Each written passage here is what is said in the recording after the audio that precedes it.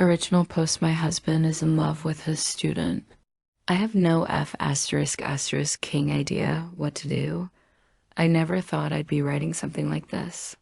Honestly, I don't even know where to start, so I guess I'll just rip the band-aid off. I think my husband is in love with one of his students, and I'm sitting here, staring at my laptop, wondering how the hell my life turned into this. We've been married for 8 years. Together for 10. I thought we were solid. We weren't perfect, no. Marriages, but we laughed a lot, talked about everything, and supported each other through all the usual ups and downs. I trusted him with my whole heart. He's a college professor, the kind of teacher students actually like. He's charismatic, passionate about his field, and genuinely wants to see his students succeed. I've always been proud of that. I've seen students come up to him years later to thank him for changing their lives. I never saw it as a threat. It was just part of who he was. About 6 months ago, little things started changing. At first, they were small enough to brush off. He started coming home later, claiming he was holding extra help sessions for students who were struggling. That sounded reasonable. He's done it before. But these late nights became more frequent. Then came the weekend study groups that somehow didn't involve any other faculty members at home. He seemed distracted. He'd zone out mid-conversation, smile to himself at random texts, and guard his phone like it contained nuclear launch codes. This was a man who used to leave his phone face up on the kitchen counter without a second thought. Suddenly, it was always in his pocket, face down and locked. I kept telling myself not to jump to conclusions. People get busy, people get tired. But then I overheard something I can't unhear. It was about a month ago. He was in his office on the phone. I wasn't trying to eavesdrop. I went in to ask if he wanted tea, but I froze when I heard his tone. That low, soft, almost playful voice he used to reserve for me. I couldn't make out all the words, but I heard, "You're so talented. I love how passionate you are. You make me feel inspired again." He didn't hear me come in. I backed away quietly, my stomach in knots. I told myself maybe he was just encouraging a student. He's always been enthusiastic about mentoring, but the way he said it felt different. After that, I started noticing her name more. Let's call her Emily. He'd mention her in passing, always in glowing terms. Emily is brilliant. Emily has such potential. Emily's paper blew me away. I'd never heard him talk about a student so often or so personally. 2 weeks ago, I couldn't take it anymore. I asked him directly, "Is something going on between you and Emily?" He looked genuinely shocked for a second, then defensive. Said I was being paranoid, that it was borderline insulting. I think he crossed that line with a student. He accused me of not trusting him, of trying to sabotage his work. I felt guilty for even bringing it up. For a few days, I tried to believe him. I really did. I wanted to.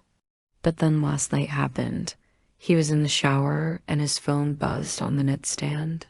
I swear I wasn't planning to snoop, but my eyes landed on the screen, a preview of a text from Emily. It read, "I can't stop thinking about our conversation yesterday. I feel like you really see me in a way no one else does." My chest went tight. I unlocked his phone, same passcode he's always had, and there it was. Dozens of messages between them, stretching back months. They weren't explicit, but they were intimate, emotional. She called him my safe place. He told her she was the reason I look forward to my days.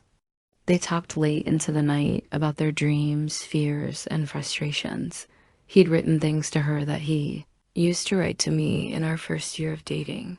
I didn't find anything physical.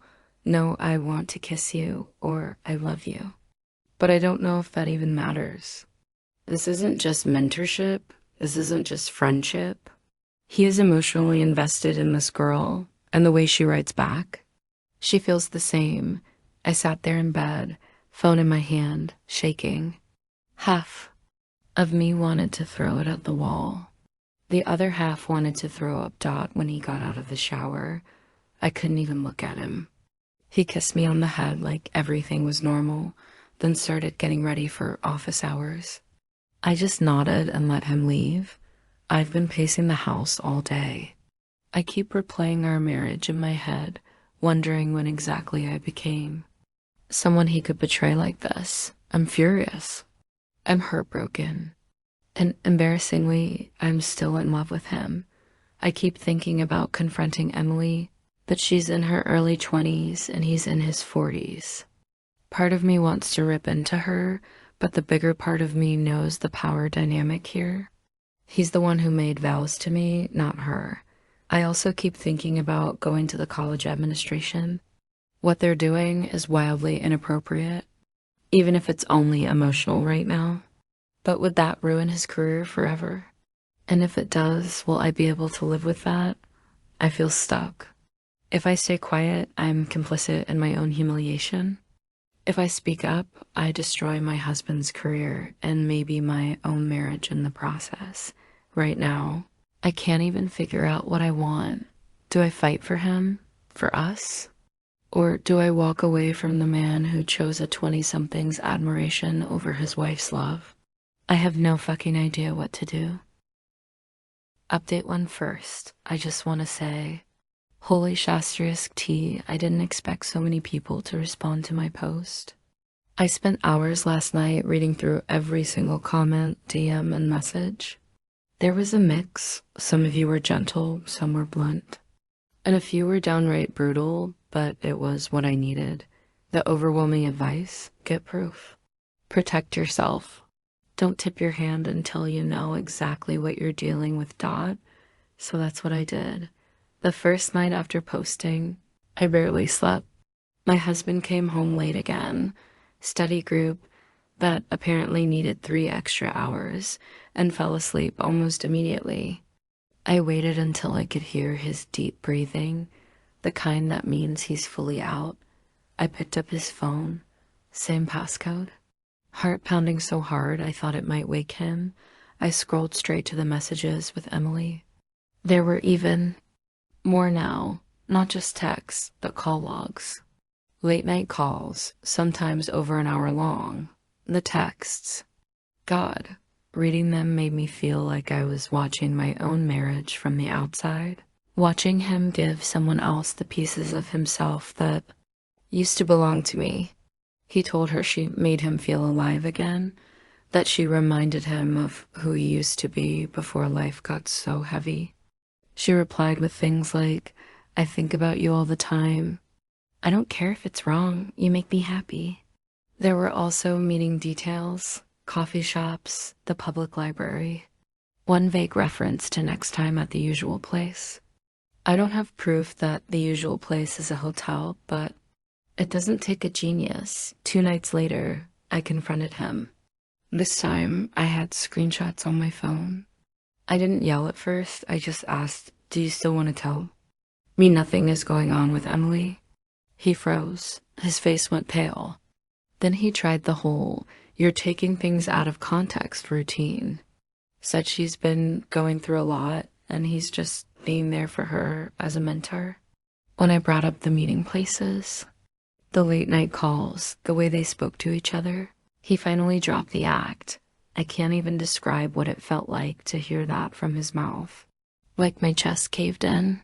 He swore they haven't crossed the line physically, as if that somehow makes this better. He kept repeating that it's complicated, that he never meant for this to happen, and that she's different from anyone he's ever met. The worst part?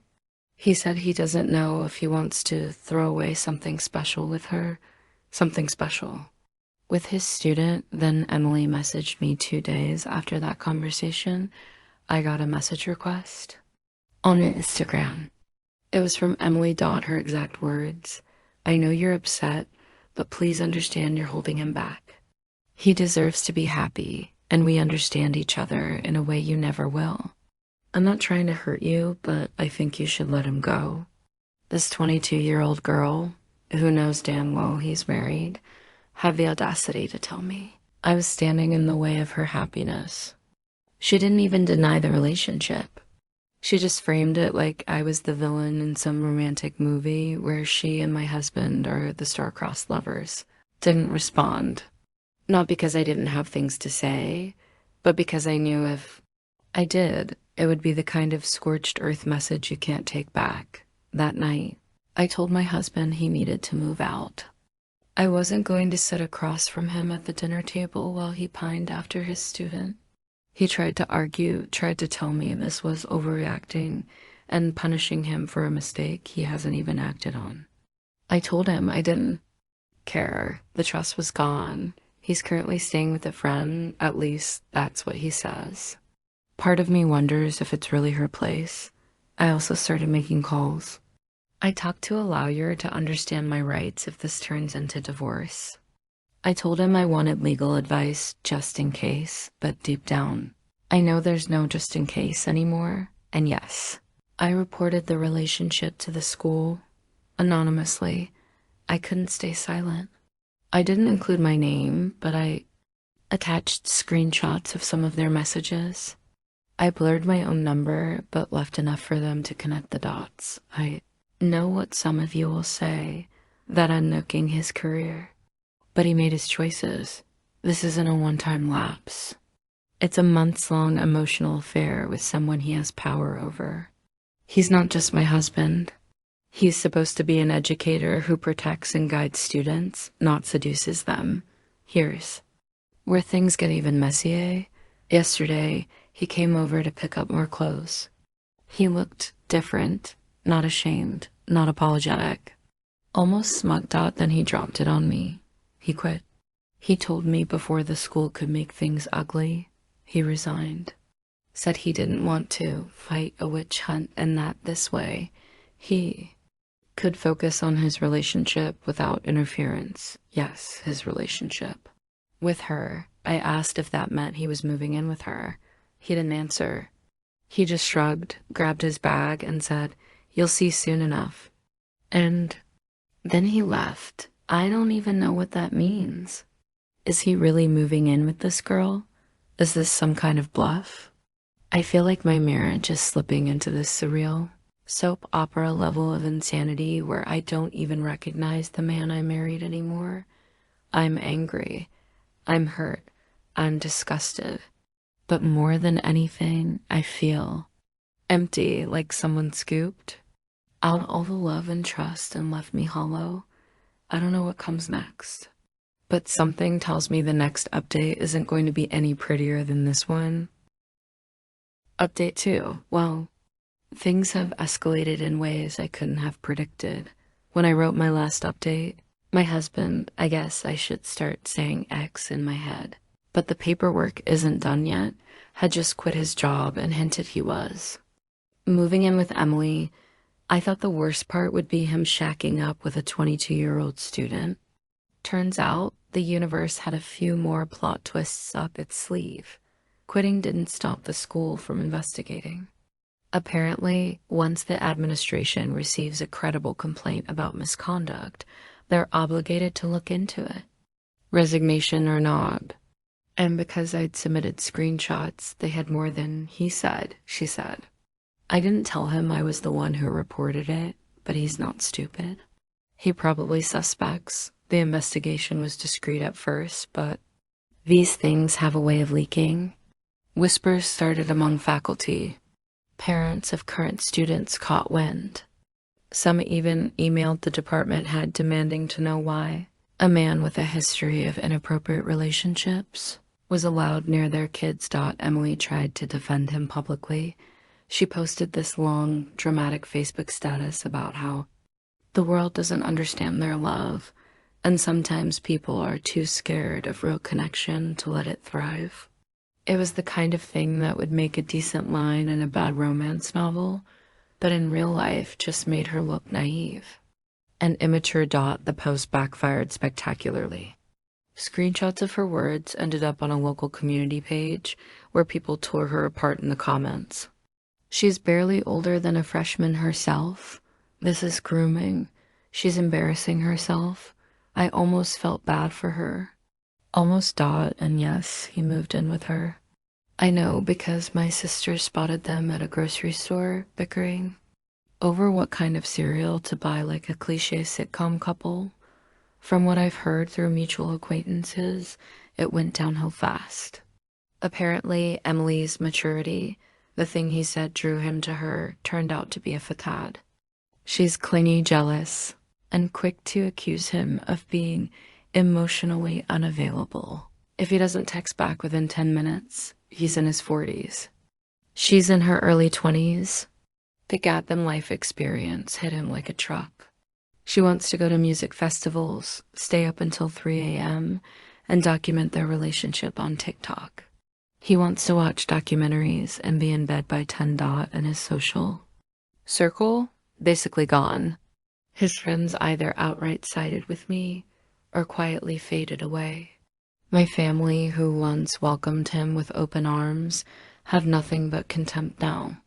Even his own sister told him she can't support this phase he's going through. He went from respected professor to that guy who ran off with his student in less than 6 months. Meanwhile, me the day he left, I started therapy. At first, it was about survival, making it through each day without falling apart. But it quickly became about something else, remembering who I was before him, before the marriage, before the betrayal.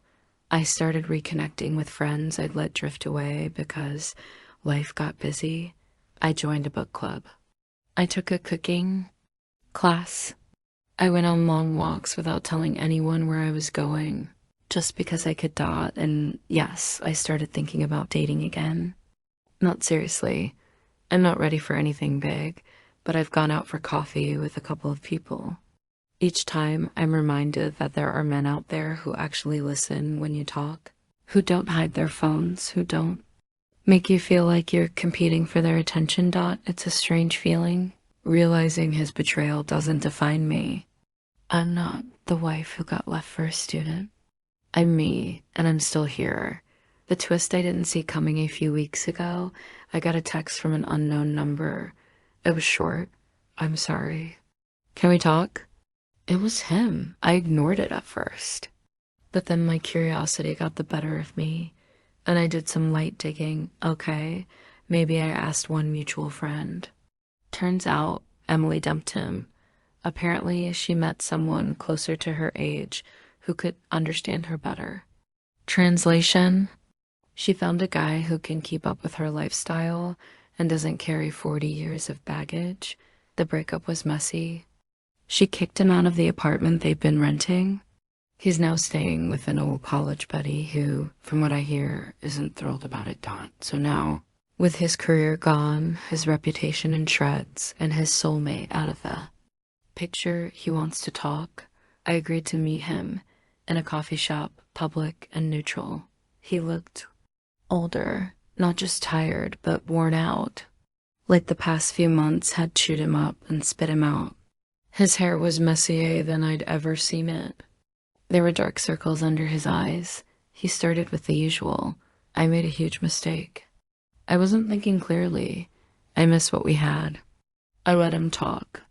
I sipped my coffee and listened, not because I was tempted, but because I wanted to hear him say it. I wanted him to admit he threw away our marriage for something that didn't even last a year. He said he'd been caught up in the fantasy and confused about what he wanted. That she made him feel young again, but it wasn't real. When he finally paused, I told him, calmly, that I had no interest in starting over. I told him I was healing, I was happy, and I wasn't willing to reopen wounds for someone who proved they couldn't be trusted. I didn't yell. I didn't cry. I didn't even feel that rush of anger I expected. I just didn't care anymore. His eyes got glassy. He said, "So that's it?" I said, "That's it." And I left. It's been a few weeks since that meeting. I haven't heard from him again. The divorce papers are in motion, and I'm focusing on building something new for myself. There's someone in my life now, nothing serious, but he makes me laugh. We met through a friend at the book club. It's early days, but it feels good. To be with someone who sees me, not just what I can give them. I don't know if it will turn into something long term. And honestly, I don't care. Because for the first time in a long time, my happiness isn't tied to another person. If you told me a year ago that I'd be here, living on my own, feeling stronger than ever, and actually looking forward to the future, I would have laughed in your face, but here I am. His world is smaller now, full of regret and what-ifs.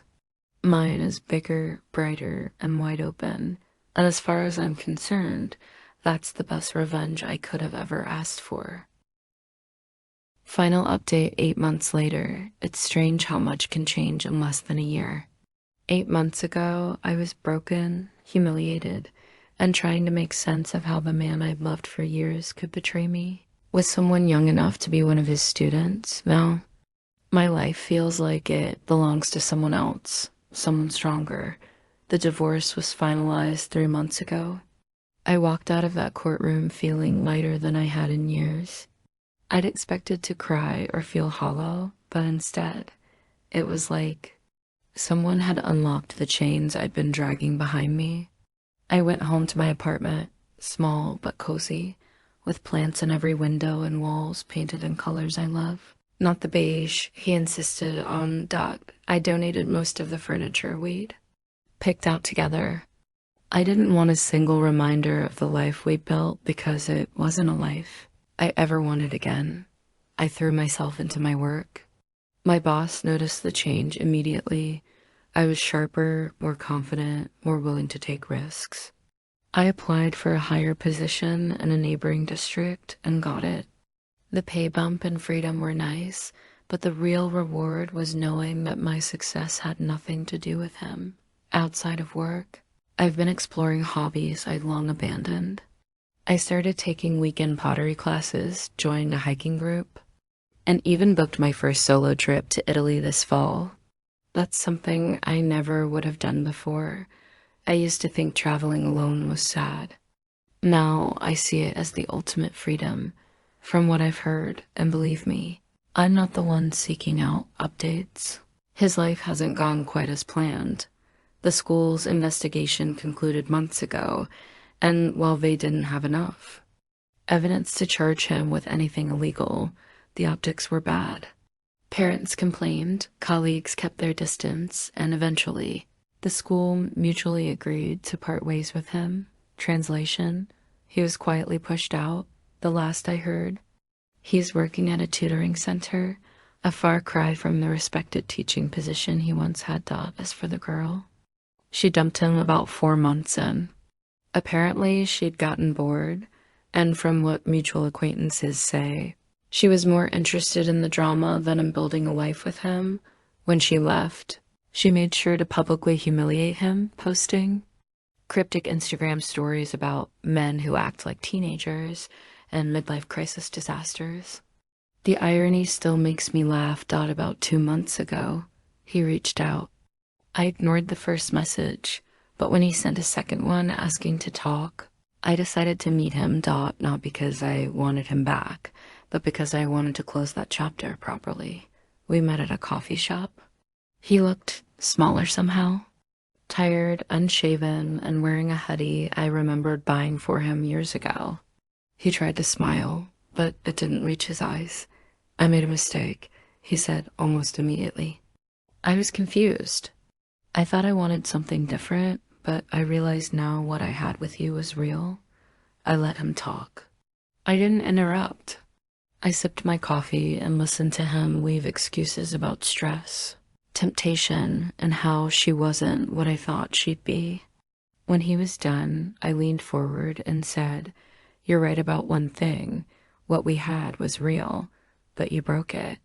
And I'm not the woman who's going to help you pick up the pieces." I stood up, wished him well, and left without looking. If there's one thing I've learned from this, it's that betrayal says far more about the betrayer than the betrayed. His actions weren't a reflection of my worth. They were a reflection of his flaws, his insecurities, and his inability to value something good when he had it. I've learned to trust my instincts. Looking back, there were small signs, moments where my gut told me something was off. I silenced that voice because I didn't want to seem paranoid. Never again. I've also learned the importance of surrounding yourself with people who truly have your back.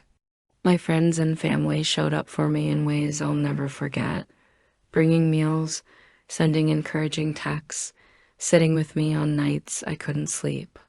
That kind of support is priceless. I'm dating again. Nothing serious yet, but I've met a few genuinely kind and respectful people. I'm not in a rush. For the first time in a long time, I'm comfortable being on my own. Every morning, I wake up, make coffee, and open the blinds to sunlight spilling across my apartment. I don't tiptoe around anyone's moods. I don't feel the weight of constant second dash guessing dot. I thought this betrayal would destroy me. I thought I'd spend years piecing myself back together. Instead, I found that I'm not broken. I was just buried under someone else's selfishness. Now I'm free. If anyone reading this has been through something similar, here's what I want you to know. You will survive it. You will rebuild. And one day, you'll look at the person who hurt you and realize they no longer have the power to make you feel anything at all. I thought I'd be destroyed by this, but I'm still here, stronger than ever.